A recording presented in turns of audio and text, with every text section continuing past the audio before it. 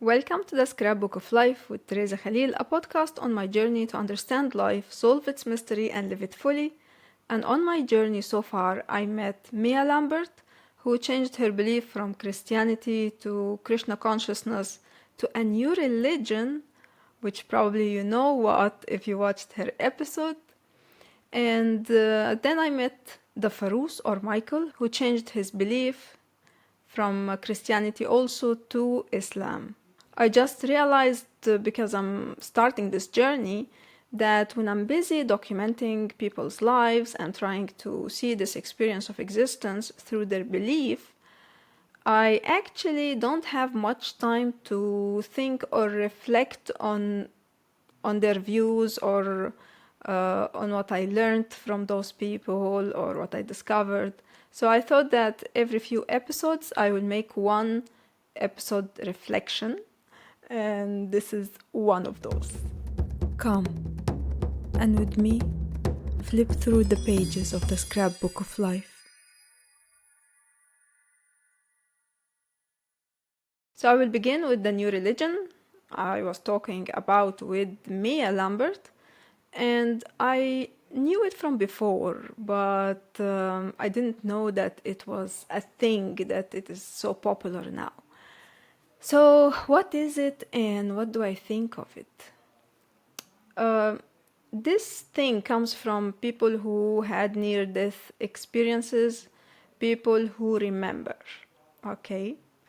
So this is not the first time I know about near-death experiences. We have one woman or actress in Egypt who had near-death experience, and she shared how that she was delivering her baby. It wasn't going very well, so she had a near-death experience, and at that moment she flew over Cairo. She saw her son who was at home and how he was dressed, and then she went back to her body, and then when her son came to visit her, she saw that he was dressed the same thing that she saw when she flew.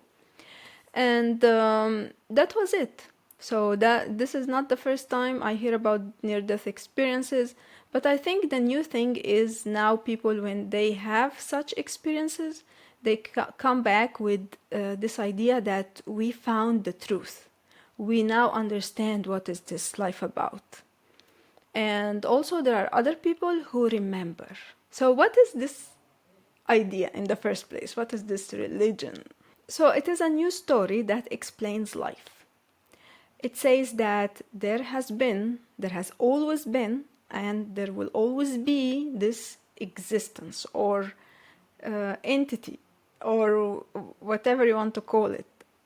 This consciousness that wanted to experience his existence through reincarnated into different life forms. And one of those forms is us. So it is me. So I am this existence, and I'm here because I'm experiencing my existence through my life, and I will be reincarnated again and again and again. And the point of all this is to grow through the challenges and the suffering you are going through in life. I learned about the soul, this time pre-birth, where you are actually arranging your life, and how this life, whatever it is beautiful, it's magical, and you're here to learn. And let me tell you, I am someone who is not against stories. I just recently had a healing experience by doing Dr. Joe Dispenza meditation at home, which I will make a video about on my channel Unique TV soon. So yeah, I'm not someone who rejects anything. I like to experiment. I like to discover new things. And what I like about this story, that it is actually very empowering. It says that I am what I am, you know. I am the one.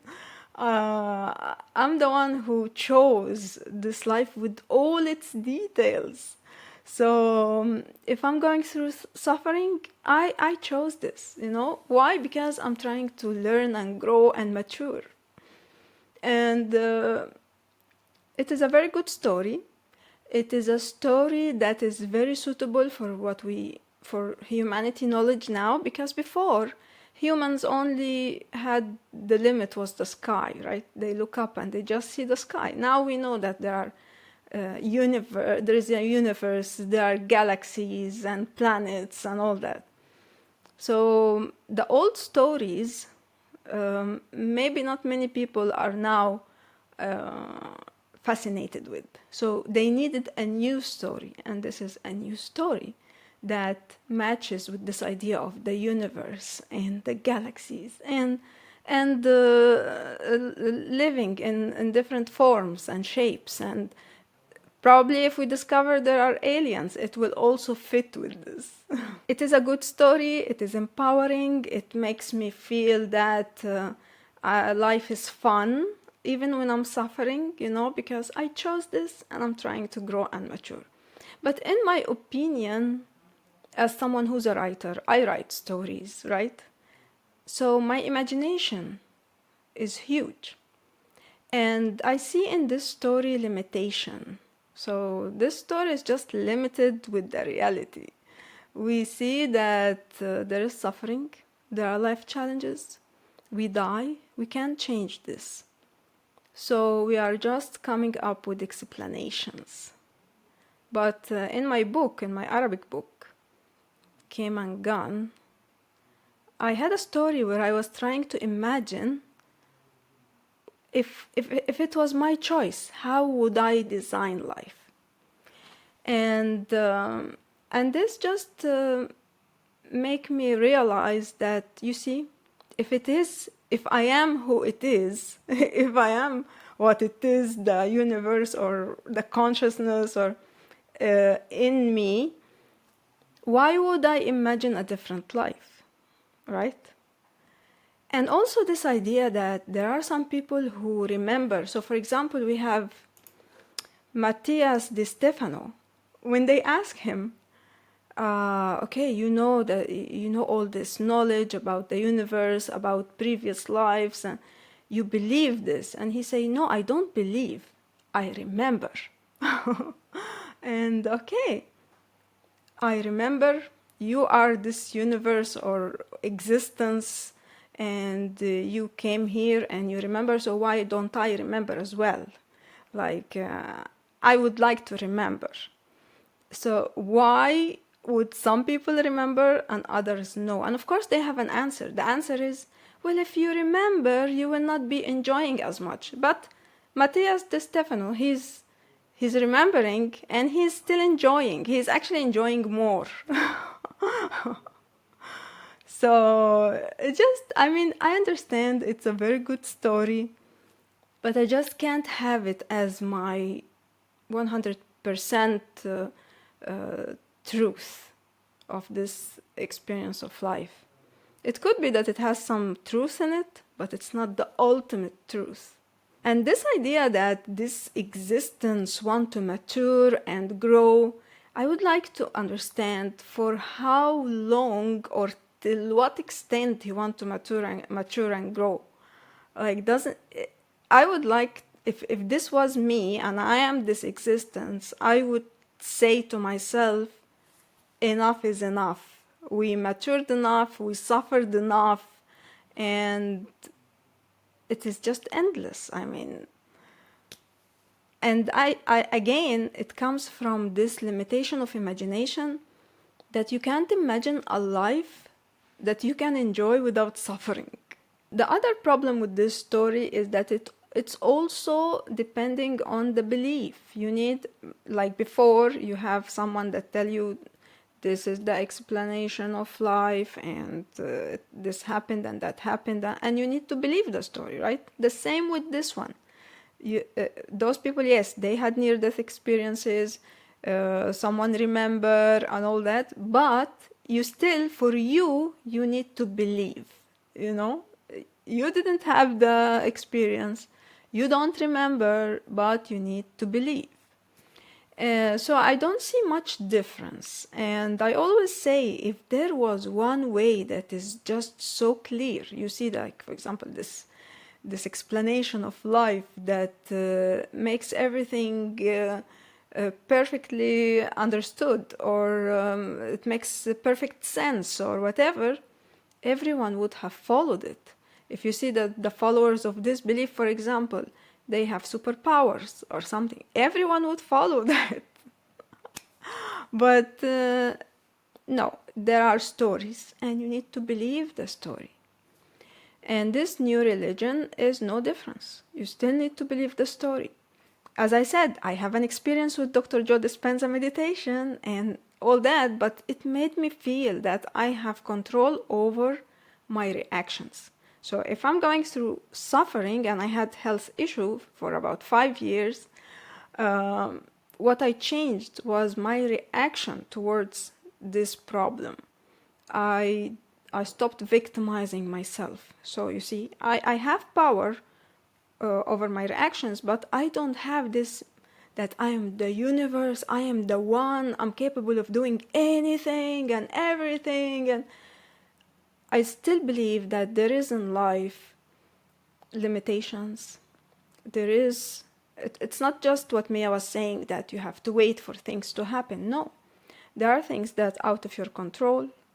You don't have a magic stick where you can work, like they say, because they want to portray it as you could be a god if you want, and I can't see that. Okay, as I said, you have control over your reactions, and you have some kind of power. Okay, in that, but it's a limited power.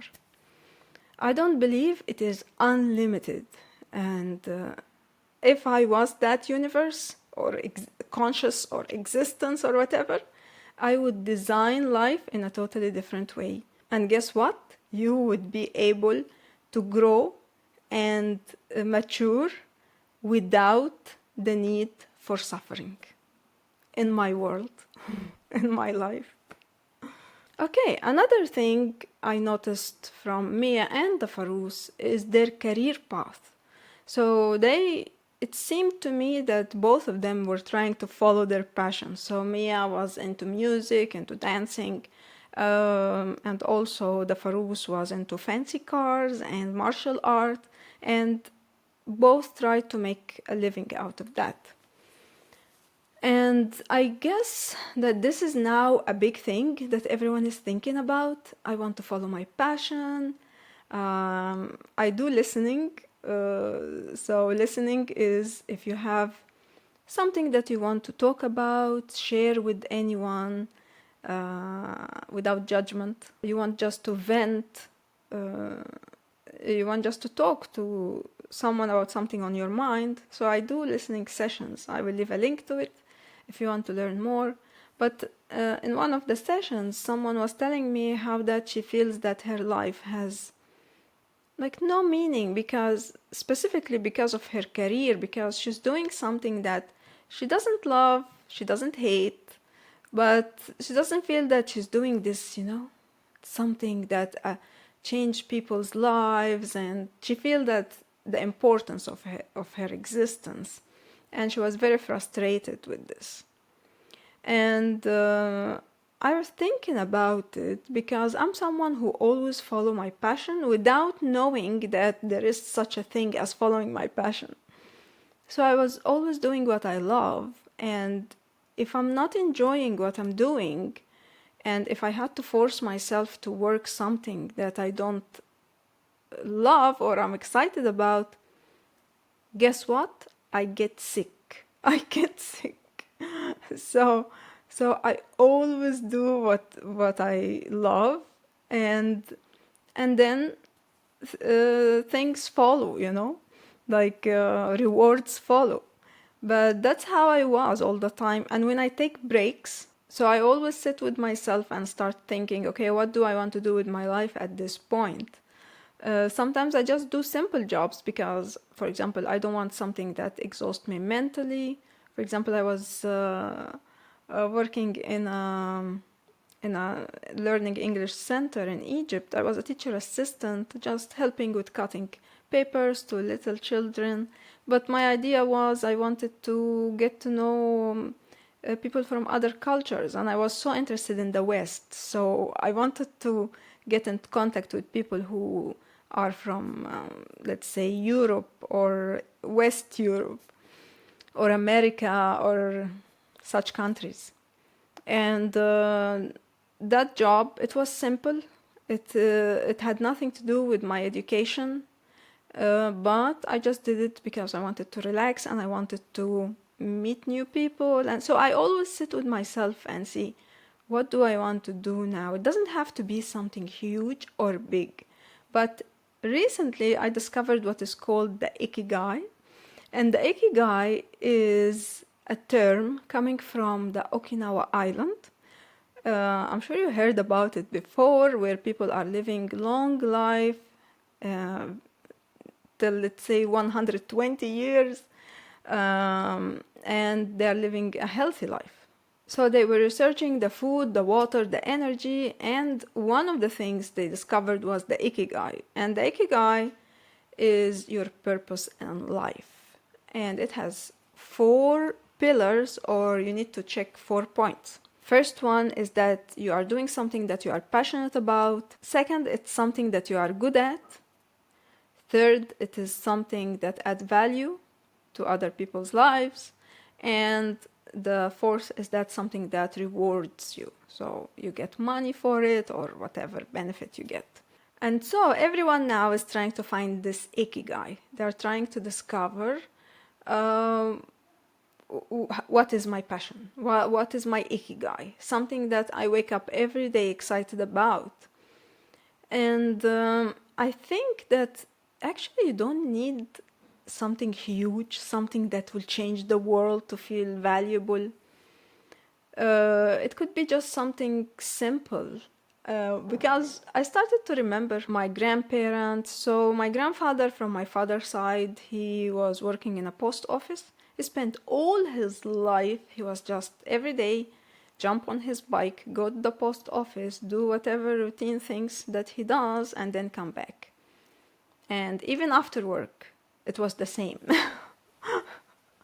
The same for my grandfather from my mother's side. He was, let's say, an entrepreneur. He had a small shop that was so oily because he was selling oil, rice, and things like that. And he didn't earn much money. He had about, let's say, 13, 14 children. And he used to go to this shop, which was about 3 meters by 3 meters, very small, and just try to earn some little money, because mainly everyone was producing their own food. So they had animals, because I was living with them for a while. But they had animals on the roof to eat. They had farmers around them. So actually, money was not so much needed. And when I think about my grandparents or even humans before that, there was no such a thing as following your passion, you know? There wasn't much options. Your daily purpose was just to find food.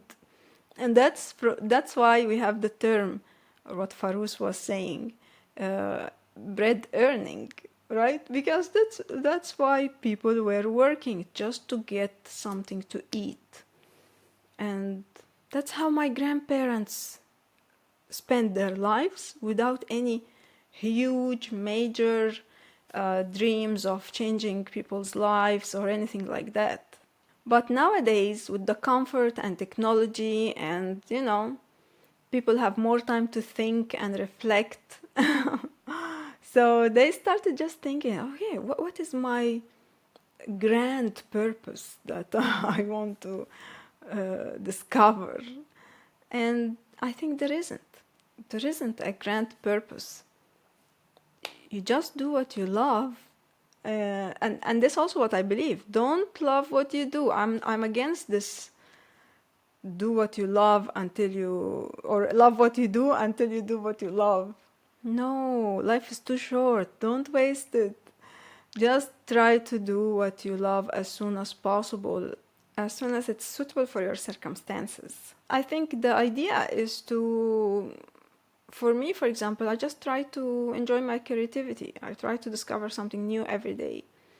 And I don't think much of the ikigai. I would love if it happened. As I said, in this era, we do have the possibility to have those 4 pillars.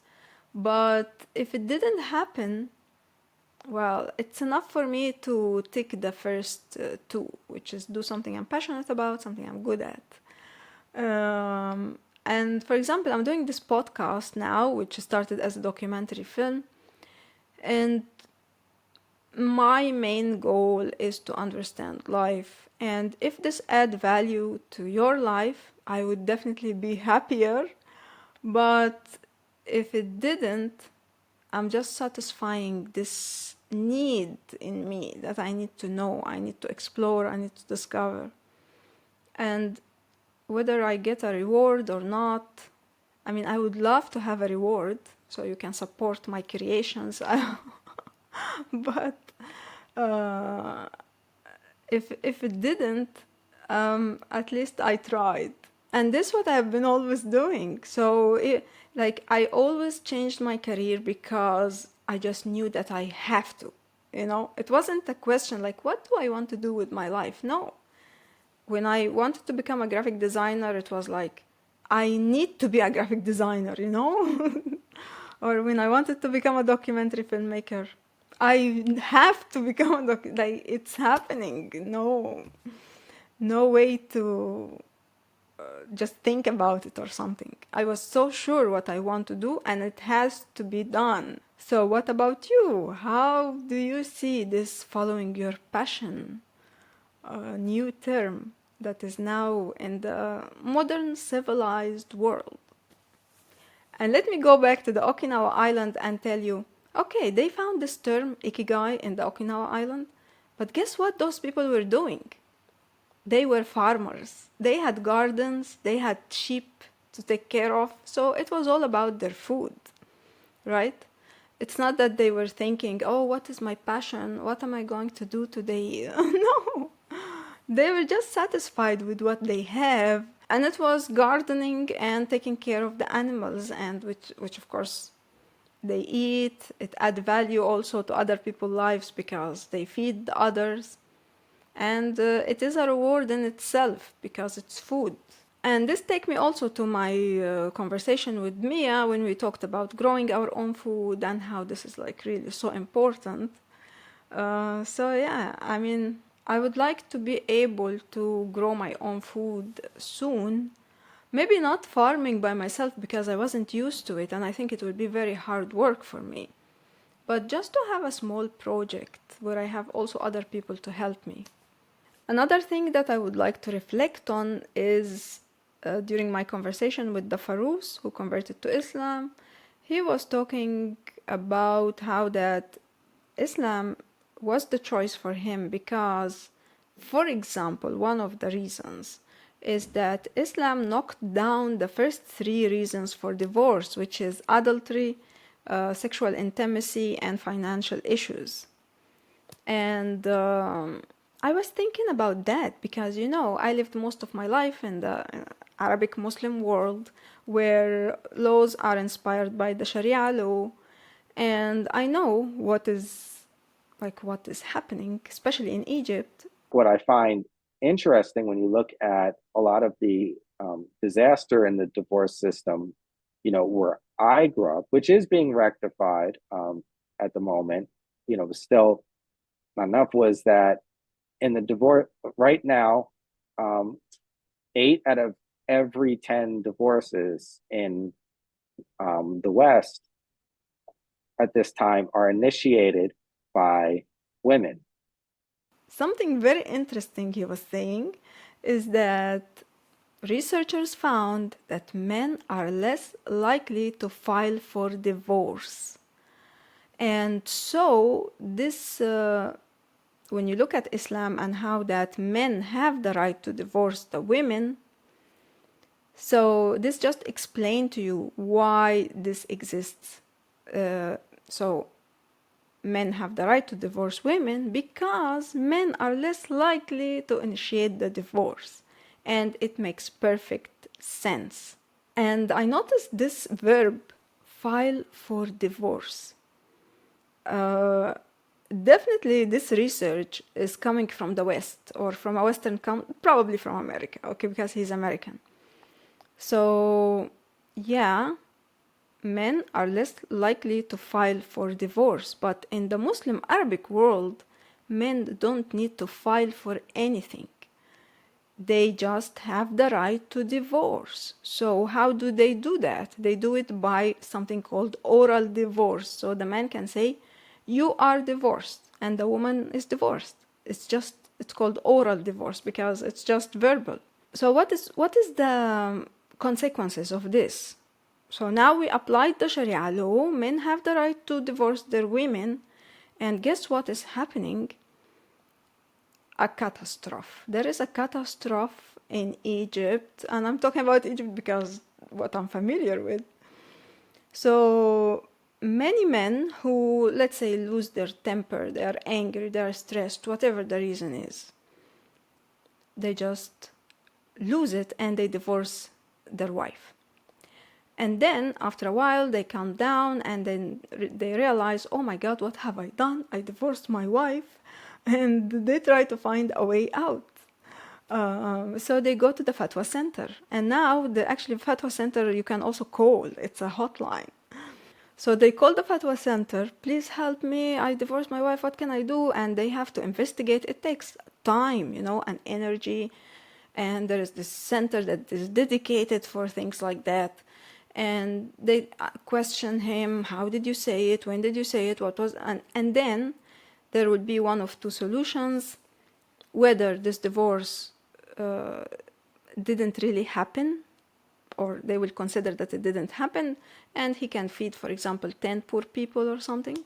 Or, no, it happened, and it is counted as one divorce, because the man can divorce his wife up to 3 times.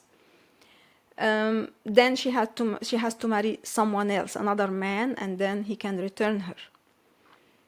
And this is a big issue in Egypt now because of this oral divorce and the amount of cases and waste money and energy on it, that actually Egypt is planning to make a project of a law that state that only, like, you have to certify your divorce for it to really become legal or to be acknowledged.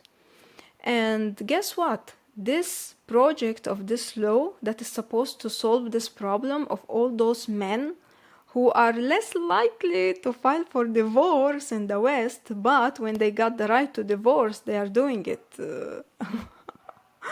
They have no limits, So, as they are trying to make this law, everyone is against it because it's against the religion, right? So it's not easy to... What he said that, because the Farouz was telling me that in America now the laws are not good, but they're being rectified. Okay, that's good. But in Egypt, they can't even be rectified because everyone is against them, because those are religious rules or laws. You can't just rectify them. Although it is so clear that oral divorce is just a big mess, but still people are like very attached to the text. Like they don't use their brains to think and rectify, and that's so sad. And it's sometimes actually it's so funny when you see, for example, in Egypt someone swear with the divorce. So for example, he say, if you go out with your friend, you are divorced.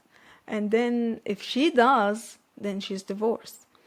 Or for example, you have to go downstairs and kiss my mother's hand. And I swear with the divorce that if you don't go downstairs and kiss my mother's hand, then you are divorced. And so it is being used also as a weapon against women to just force them to do things. So the man is usually have the power to control the woman. And that's, I don't know, I don't see this as fair. also they are using it, for example, if it can happen, like if someone is just using the swearing of the divorce. So if you have a guest, for example, and you tell them, I swear to God, I will divorce my wife if you don't finish your food. And then if you discover that this guest, for example, he have health issues, he can't eat too much or something, then you have to divorce your wife. And it's, again, another problem. So oral divorce is a catastrophe, a disaster. So that is an issue. And another thing, he was also telling me about the khula, where the woman has the right to divorce or divorce herself. So she needs to return the money that the man paid for her to marry her, and then she can file for divorce. So the woman needs to file for divorce in the Muslim Arabic world. And the problem is this khula, it's actually a new thing. Khula was introduced recently, in recent years, and it was also like there were a lot of arguments about it. People didn't want it, they thought it's not of the religion, but then it happened. But before that, women were suffering so much because men, for example, a man doesn't want to divorce his wife, but also he can just go marry another one, and the woman is just staying like that. She can't marry another one because she's still married, and she has no way out. So luckily now they introduced the khula, but so I was thinking, is it really true that this Islamic system is solving, is connected to reality, and it's solving the marriage and divorce problems? Also, when I think about the 3 reasons for divorce, adultery, that was knocked down by also the Islamic laws, I really don't see how, coming from Egypt, I'm talking about Egypt because it is so normal. If you go to Egypt and just integrate in the society a bit, because you can go for a holiday, you will not know nothing. But if you go and live there and try to understand the society and what's going on, and it would be better if you just lived there, and you will have a better view. So women usually talk a lot about adultery, how that my husband cheated on me, and then the other woman say, yeah, all men are like that, it is so normal because they have this uncontrolled sexual desire that they need to satisfy, right? So it is so forgiven that the men commit adultery, while if the woman does it, it's a disaster. So I don't see how Islam got over adultery, because it is happening and it's forgiven for the man, but it's not forgiven for the woman. And then we come to this dividing responsibilities, where the woman is responsible for the sexual intimacy and the man is responsible for the financial issues. And you hear this and you think, okay, women are responsible for the sexual intimacy. You think, for example, the woman is supposed to create, I don't know, like interesting sexual activities on daily basis, Kama Sutra, She's responsible for this department. But in reality, no, that's not the meaning of this. The meaning is that if your husband wants to have sex, you can't say no. You have to obey. You have to do it. So this is the meaning, that women are responsible for sexual intimacy.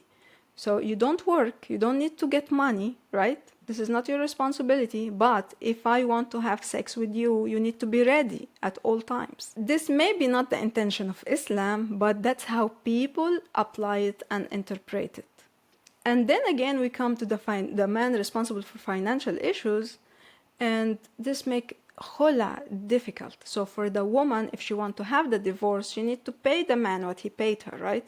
And also she doesn't have income. So if she got divorced, from where she can support herself?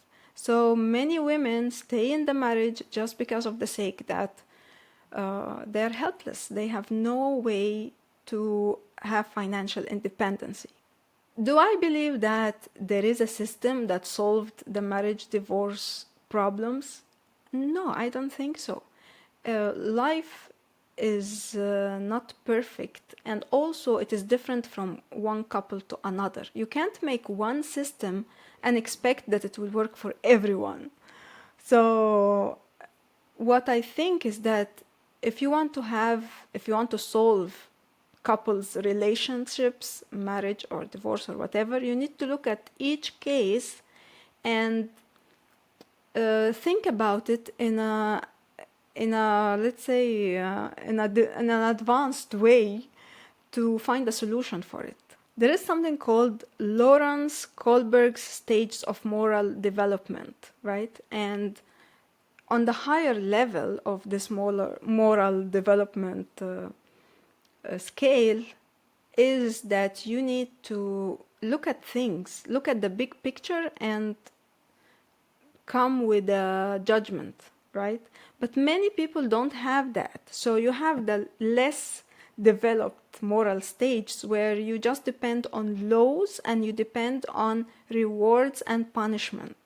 So this is what people are doing now. But I think the right solution is you look into each couple problem and then you see what is the situation. So for example, once I was flying from Italy to Belgium and a woman was sitting beside me and she invited me to come to her home, and I discovered that she's a family lawyer and she's so successful. She has many branches of her office and she's married to a Syrian refugee since many years, and they have a child. So she is responsible for the financial issues because she's a successful lawyer, and her husband, who is a Syrian refugee, when he first came to Belgium, he didn't know the language, he didn't have better chances, right, compared to her. So when I went to visit her, he was taking care of the garden, he was taking care of the house and their daughter. He made for us lunch, and they are happy like that. So you can't just put rules and laws on people expecting that it will work for everyone. So from my experience, observations, and living under the Sharia law, I don't see that, as the Farouz was saying, that this is solving the problem of divorce and marriage. And this takes me to the idea that sometimes the grass on the other side is greener, right? So because you are not living in such a society, you may look at it from a distance and you think that, oh, that's perfect. But my suggestion is to just go and live there and see how things are. He was saying something important also. If things are not working out, it's because whether people don't understand the laws or they are not applying them properly. So I don't know what he has to say about my reflection on this point. So maybe he has an answer. But so for me, for example, I'm very fascinated with because I already grew up with Islam and Christianity, and those are the known religion in the Arabic world, and especially Islam because it's the religion of the majority. But you see, because grass on the other side is greener, I'm really looking forward to discovering religions or beliefs that I'm not familiar with. So like the Baha'i religion, for example, or Far East religions, or anything that I never heard of before. But it was very interesting to see Islam from the point of view of an American Muslim, and I like about the Farouz that he digged really deep. He really looked into it, compared and researched. I guess that's the right way to do things. I wonder who I will be meeting next, and don't forget to subscribe on YouTube or follow me on Spotify or Apple Podcast, the Scrapbook of Life. And let's see where this journey will take me. If you want to support my creations, I will leave link in the description box and the show notes of all possibilities of support. On my journey to understand life, I would like to meet you and document your life story in the scrapbook of life. Send a summary of the story to the email in the description box or the show notes. Just few requirements. You need to be over 40 years old, you changed your belief, and you have answers to the mysterious questions of life. This journey of mine started when I met Wang Zongyang in a documentary film, and you can watch it below. My thirst to answers is pushing me to discover and meet more people who are living this life experience to the best possible way, through their own belief. Who is next? And which belief? I'm open to all possibilities.